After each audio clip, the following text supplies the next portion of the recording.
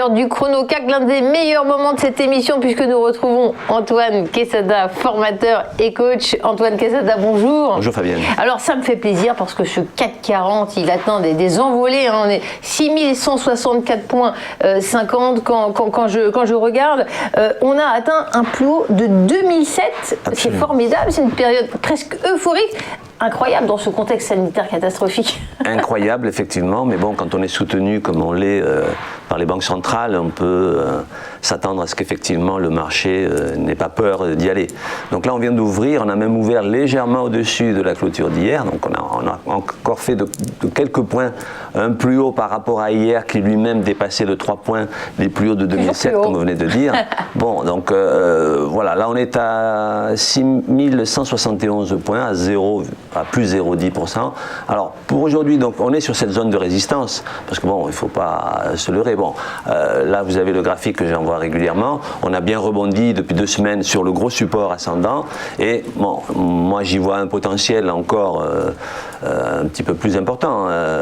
En fait, on n'a aucun élément qui dise que le marché va se retourner ou va même faiblir.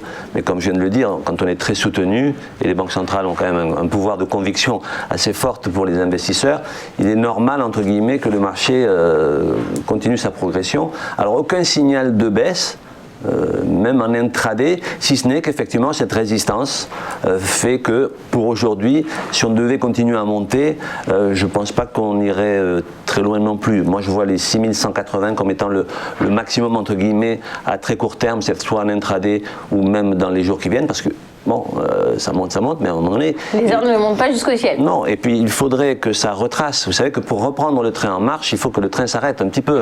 Hein, un train qui ne s'arrête pas en gare, même s'il ne va pas très vite, on a du mal à grimper dessus. Donc idéalement, ce serait bien que le marché retrace pour permettre à des nouveaux rentrants qui ont raté le coche, si j'ose dire, de reprendre le train en marche.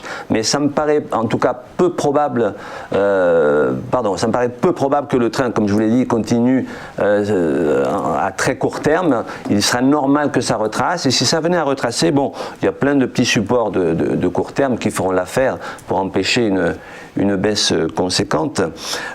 Pour aujourd'hui, donc en intraday, il y a un premier support qui est à 6146, sur lequel on pourrait venir s'appuyer si on venait à perdre une vingtaine de points. Vous voyez, là on retrace un tout petit peu. Si on venait à perdre cette petite vingtaine de points, on trouverait là un support. Et je dirais même que le marché pourrait, toujours à court terme, revenir sur ces 6060 points sans que ce soit grave. Je dirais même que ce serait une opportunité pour permettre de reprendre le train en marche. Donc en intraday, support à 6146 points.